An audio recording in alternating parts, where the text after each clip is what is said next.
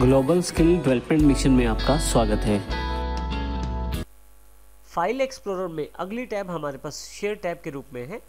इस सेशन में हम शेयर और व्यू टैब की जानकारी लेंगे। सबसे पहले हम शेयर टैब की बात करते हैं। शेयर टैब में सेंड ग्रुप अवेलेबल है आपके पास। सबसे पहली कमांड इस पर शेयर की है। आप किसी भी फाइल को शेयर कर सकते हैं अपनी ईमेल या किसी और माध्यम से जो भी आपकी शेयरिंग में ऐड है। जैसे कि मैं इस सैम्पल फाइल को शेयर करना चाहता हूं, तो जैसे ही मैं फाइल को सिलेक्ट करूंगा शेयर ऑप्शन इनेबल हो जाएगा। अगर मैं इसको क्लिक करूंगा तो जो भी ऑप्शन आपके पास शेयरिंग के लिए अवेलेबल है उनके साथ आप अपनी इस फाइल को शेयर कर सकते हैं। जैसे कि अभी यहाँ पे मेरे पास मेल ऑप्शन इनेबल है शेयरिंग के लिए। इसके अलावा शेयरिंग में जैसे वन ड्राइव ऑप्शन भी अवेलेबल रह सकता है और इसके अतिरिक्त भी बहुत सारे ऑप्शंस रहते हैं शेयरिंग पे। तो जैसे ही मेल पे सिलेक्ट करूंगा और यदि मेल ऐप को मैंने अपने कंप्यूटर में सेटअप कर रखा है तो आसानी से इसको मैं शेयर कर सकता हूं। मैं यहाँ से अभी बैक आके वापस आ जाता हूं। आप डायरेक्टली यहाँ से ईमेल कर सकते हैं, सेम बॉक्स खुलेगा और यदि आपके पास पहले से सेटअप है तो आप आसानी से कर सकते हैं। आप किसी भी फाइल और फोल्डर को जिप भी कर सकते हैं आसानी से विंडोज 10 में, और फाइल एक्सप्लोरर के द्वारा आसानी से आप इसे कर सकते हैं। इसके लिए आपको केवल उस फाइल को या फोल्डर को सिलेक्ट करना है, जिप पे क्लिक करना है। आपके पास यहाँ एक नया फोल्डर अवेलेबल हो गया है जिस पे जिपर का साइन है, और इसका अर्थ है कि आपका ये जो फाइल है वो इस फोल्डर के अंदर जिप हो चुका है। आपके पास जिप करने का एक फ़ायदा ये भी रहता है कि जिप करने से फाइल का साइज़ कुछ हद तक कम हो जाता है। मेल करते हुए सारी फाइलें एक बंधे हुए फोल्डर में जाते हैं, तो जिप करने के हमें काफ़ी सारे बेनिफिट रहते हैं। और इस फाइल को यदि आप कहीं खोलना चाहें तो वो भी आसान है। जैसे मैं इसको यहाँ से कॉपी कर लेता हूँ, डेस्कटॉप पे लाकर इसे पेस्ट कर देता हूँ। अब यहाँ पे यदि मैं इसको अनजिप करना चाहता हूँ तो राइट क्लिक करके एक्सट्रैक्ट ऑल करूँगा। एक छोटे से विजार्ड को मुझे एक्सट्रैक्ट करना है। आप देखेंगे कि यहाँ सैम्पल नाम से एक फ़ोल्डर आ गया है। मैं इसे क्लोज कर देता हूँ। सैम्पल नाम से एक फ़ोल्डर आ गया है। यदि मैं डबल क्लिक करके खोलूँ तो वो फाइल मेरे पास अवेलेबल हो जाएगी। तो इस प्रकार मैं जिप और अनजिप दोनों बड़ी आसानी से कर सकता हूँ फाइल एक्सप्लोरर का प्रयोग करते समय। मैं यहाँ से फिर से वापस आ जाता हूँ फाइल एक्सप्लोरर पे। अपनी किसी भी फाइल को मैं आसानी से फैक्स या प्रिंट भी कर सकता हूँ, प्रिंट या फैक्स की सहायता से। और डीवीडी पे डालने के लिए मुझे बर्न टू डिस्क का प्रयोग करना है। बर्न टू डिस्क की जानकारी हम आने वाले सेशन में लेंगे। इसके अतिरिक्त आप यहाँ किसी फाइल या फोल्डर को सिलेक्ट कर लें तो आप यहाँ पे शेयरिंग स्टॉप भी कर सकते हैं। मान लीजिए आप नेटवर्किंग एनवायरनमेंट में कार्य करते हैं और एक से ज़्यादा कंप्यूटर आपके साथ जुड़े हुए हैं, तो यदि आप स्टॉप शेयरिंग करेंगे तो इस फोल्डर का आप शेयरिंग नहीं कर पाएंगे, अर्थात दूसरी नेटवर्क ड्राइव से इस फोल्डर को एक्सेस नहीं किया जा सकेगा। इसके अतिरिक्त आप एडवांस सिक्योरिटी के अंतर्गत अपनी सेटिंग्स के अनुसार इस फोल्डर की सेटिंग्स कर सकते हैं, जिससे कि कोई भी यूज़र इसको एक्सेस कर पाए तो कितनी परमिशंस के साथ। तो इस प्रकार हमारे पास शेयरिंग के द्वारा हम सेटिंग्स कर सकते हैं फाइल एक्सप्लोरर में। अगली टैब हमारे पास व्यू टैब के रूप में अवेलेबल है फाइल एक्सप्लोरर में। यहाँ पे मैंने कुछ पिक्चर्स को पेस्ट कर दिया है ताकि कुछ चीज़ों की जानकारी हमें आसानी से यहाँ से मिल सके। सबसे पहले यदि आप लेफ्ट साइड पे देखें तो सबसे पहला जो ग्रुप है वो पेन्स के रूप में है। नेविगेशन पेन जो आपके लेफ्ट साइड पे दिखाया जा रहा है ये नेविगेशन पेन है। यदि मैं इसको क्लिक करके देखूँ तो काफ़ी सारी ऑप्शंस हैं। यदि मैं नेविगेशन पेन को ऑफ कर दूँ तो यहाँ से ये पेन हट जाएगा। आप डायरेक्टली डबल क्लिक करके किसी भी फोल्डर या फाइल को एक्सेस कर सकते हैं। दोबारा क्लिक करने पर नेविगेशन पेन चेक करने पर फिर से ये नेविगेशन पेन अवेलेबल हो जाएगा। नेविगेशन पेन का आप साइज़ बड़ा और छोटा कर सकते हैं अपनी आवश्यकता अनुसार। इसके लिए माउस यहाँ बॉर्डर के बीच में रखें, लेफ्ट या राइट साइड की तरफ मूव करें तो आपके पास नेविगेशन पेन का एरिया बढ़ जाएगा। इसके अतिरिक्त आप यहाँ से प्रीव्यू पेन को ऑन कर सकते हैं। प्रीव्यू पेन पे क्लिक करते ही यहाँ पे राइट हैंड साइड पे एक बॉक्स अवेलेबल हो गया है। हालांकि अभी मैंने किसी फाइल को सिलेक्ट नहीं किया है इसलिए कोई भी प्रीव्यू अवेलेबल नहीं है। जैसे ही यहाँ मैं किसी फाइल को क्लिक करता हूँ उसका प्रीव्यू मुझे यहाँ मिलना शुरू हो जाता है। डिटेल्स पेन पे क्लिक करते ही मुझे उस पर्टिकुलर फाइल की पूरी डिटेल्स अवेलेबल हो जाती है। जैसे जो पिक्चर मैंने क्लिक किया है उसका type of file PNG file है, कौन सी डेट पे ये खींचा गया, डायमेंशंस क्या है, साइज़ क्या है, और इस तरह की काफ़ी सारी छोटी छोटी जानकारी आपको मिलती है। आप डिटेल्स पेन और प्रीव्यू पेन को जहाँ से क्लिक करके एनेबल करते हैं वहीं से आप इनको डिसेबल कर सकते हैं, अर्थात यहीं से आप इनको हटा भी सकते हैं। नेक्स्ट ग्रुप जो अवेलेबल है वो लेआउट के रूप में है। आपके पास जो आइकॉन्स या लिस्ट दिखाई जा रही है नीचे फाइल्स या फोल्डर्स की उनकी आइकॉन सेटिंग कर सकते हैं आप यहाँ से। जैसे एक्स्ट्रा लार्ज आइकॉन क्लिक करने पर आपके पास पहले से ही बड़े बड़े आइकॉन देने शुरू हो गया है आपके पास फाइल एक्सप्लोरर। इसका अर्थ यह है कि अब आपको शायद प्रीव्यू पेन और डिटेल्स पेन की आवश्यकता नहीं है। कुछ हद तक आपको जानकारी एक्स्ट्रा लार्ज आइकॉन ही अवेलेबल करवा देते हैं कि पिक्चर में क्या है और किस प्रकार की ये पिक्चर है। इसके अतिरिक्त स्मॉल आइकॉन्स का अर्थ है छोटे छोटे आइकॉन्स में जानकारी देना। टाइल्स में छोटे प्रीव्यू अवेलेबल रहते हैं आइकॉन्स के रूप में। लार्ज आइकॉन में लार्ज आइकॉन्स अवेलेबल रहेंगे।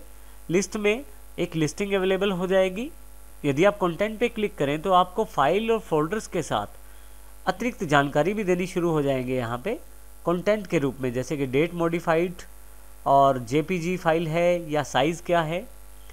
मीडियम आइकॉन जो है वो मीडियम साइज़ दिखाएंगे आपकी पिक्चर्स, आपकी फाइल्स और फोल्डर्स का। डिटेल्स में आपको स्पेसिफिकली डिटेल दी जाएगी हर एक फाइल या फोल्डर के बारे में, यहाँ पे अलग अलग कॉलम बनाकर, जैसे name wise, date modified, type और साइज़। यहाँ किसी भी कॉलम पे क्लिक करके आप आसानी से इन चीज़ों को सॉर्ट कर सकते हैं। जैसे डेट वाइज में सॉर्ट कर लेता हूँ या टाइप वाइज अपनी फाइल्स या फोल्डर सॉर्ट कर लेता हूँ, और यही कार्य मैं साइज़ वाइज भी कर सकता हूँ। अगला सेक्शन करंट व्यू का है। जैसा कि मैंने बताया, आप सॉर्टिंग यहाँ से भी कर सकते हैं और सॉर्ट बाय इस कमांड का प्रयोग भी कर सकते हैं। जैसे नेम वाइज सॉर्ट चाहता हूँ तो नेम पे क्लिक कर देता हूँ, नेम वाइज सॉर्टिंग हो जाएगी, यानी कि ए से लेकर जेड की तरफ। और दोबारा क्लिक करें तो यहाँ पे और भी काफ़ी सारे ऑप्शन हैं जिनका आप प्रयोग कर सकते हैं। नीचे असेंडिंग और डिसेंडिंग ऑर्डर भी आप चूज़ कर सकते हैं। जैसे मैं डिसेंडिंग चुन लूँ तो देखिए जेड से ए की ओर आपकी सॉर्टिंग हो जाएगी। जैसे यहाँ एस अल्फ़ाबेट की तरफ से फाइलें पहले हैं और डी वाली बाद में हैं। मैं असेंडिंग में फिर से वापस ले आता हूँ।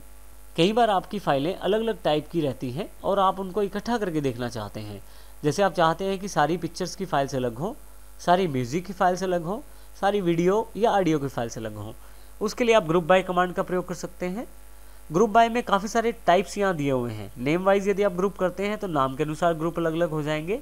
जैसे ए से एच वाली फाइलें यहाँ, आई से पी वाली यहाँ और क्यू से जेड वाली यहाँ पे। इसी तरह से यदि मैं इसको टाइप के अनुसार ग्रुप कर देता हूँ तो आप देखेंगे कि टाइप वाइज से सारी सॉर्टिंग हो गई है। जैसे RTF अर्थात टेक्स्ट वाली फाइलें यहाँ पे, PNG फाइल्स यहाँ पे, JPGs यहाँ पे, फोल्डर्स अलग कर दिए गए हैं और जिप फोल्डर बिल्कुल अलग कर दिया गया है। यदि मैं ग्रुपिंग ऑफ करना चाहता हूँ तो नन ऑप्शन पे सिलेक्ट कर लूँगा। इसी तरह से मैं कॉलम ऐड भी कर सकता हूँ। जो कॉलम आपके पास दिखाए जा रहे हैं उसमें कुछ कॉलम ऐड भी किए जा सकते हैं, जैसे टाइटल के रूप में। तो यहाँ टाइटल के रूप में एक कॉलम अलग से ऐड हो गया है। आप चाहें तो चूज़ कॉलम में से दिए गए काफ़ी सारे कॉलम्स में से भी कुछ कॉलम चूज़ कर सकते हैं। जैसे कि यहाँ पे मैं डेट क्लिक कर लेता हूँ और ओके कर देता हूँ, तो आप यहाँ देखेंगे कि डेट, क्रिएटेड डेट भी अवेलेबल हो गई है। यहाँ पे size all columns to fit वाला ऑप्शन अवेलेबल है। आप देखेंगे कि यहाँ पे थोड़ा सा स्पेस एक्स्ट्रा है नेम और डेट मॉडिफाइड कॉलम के बीच में। मैं जैसे ही size all columns to fit कर देता हूँ तो देखेंगे आपकी स्क्रीन पे सारी इन्फॉर्मेशन आसानी से आ रही है। अब नेक्स्ट ग्रुप जो हमारे पास अवेलेबल है वो है शो और हाइड के रूप में। यदि आप यहाँ ध्यान दें तो आपके पास काफ़ी सारे फाइल्स और फोल्डर्स हैं। यदि आप चाहते हैं कुछ फाइल्स या फोल्डर को सिलेक्ट करना और बाकी को छोड़ना तो आप आइटम चेक बॉक्सेस का प्रयोग कर सकते हैं। जैसे ही मैं क्लिक करता हूँ, यहाँ आप जिस फाइल या फोल्डर के आगे माउस लेके जाएंगे उसके पास छोटा सा एक चेक बॉक्स दिखाई देगा। यदि मैं क्लिक करना चाहूँ तो आसानी से क्लिक कर सकता हूँ। इस प्रकार से मेरी 3 आइटम्स यहाँ सेलेक्ट हो गई हैं। सबको इकट्ठा सेलेक्ट करना हो तो नेम के साथ में ऊपर की तरफ एक चेक बॉक्स अवेलेबल है। क्लिक करते ही सारे सिलेक्शन में आ गए हैं, और यदि मैं दोबारा अनचेक करूं तो फिर से सारे सिलेक्शन हट गई हैं। यहाँ से यदि मैं आइटम चेक बॉक्सेस को अनचेक कर दूं तो ये सेटिंग ऑफ हो जाएगी। फाइल नेम एक्सटेंशन भी मैं यहाँ क्लिक कर सकता हूँ। फाइल नेम एक्सटेंशन पे क्लिक करते ही आपके पास हर फाइल के पीछे उसकी एक्सटेंशन भी दिखाई देगी। जैसे यहाँ .jpg, .png और .rtf, साथ में .zip भी है। ऑफ करने पर ये एक्सटेंशन हट जाएगी। जैसे अब यहाँ पे कोई भी एक्सटेंशन नहीं दिखाएगी। अगर आपकी कोई फाइल या फोल्डर हिडन है तो आप यहाँ से हिडन आइटम्स को देख सकते हैं।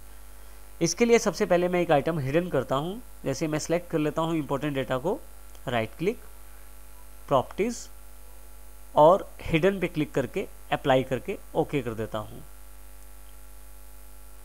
अब देखेंगे कि यहाँ पे इंपॉर्टेंट डेटा के नाम से फोल्डर नहीं है, लेकिन यदि मैं हिडन आइटम्स पे क्लिक कर दूं तो यहाँ पे इंपॉर्टेंट डेटा के नाम से फोल्डर अवेलेबल हो जाएगा, और यदि मैं यहाँ से अनचेक कर दूँ तो फिर से हट जाएगा। यहाँ पे आइटम को हाइड करने का एक तरीका और भी है। जैसे मैं सैम्पल फाइल को क्लिक कर लेता हूँ और हाइड सिलेक्टेड आइटम पे क्लिक कर देता हूँ, तो आप देखेंगे कि वो आइटम भी हाइड हो गई है।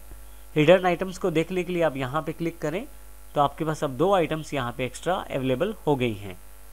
अगर आप किसी फाइल को अनहाइड करना चाहते हैं तो राइट क्लिक करें, प्रॉपर्टीज, हिडन चेक बॉक्स को अनचेक कर दें, अप्लाई और ओके कर दें।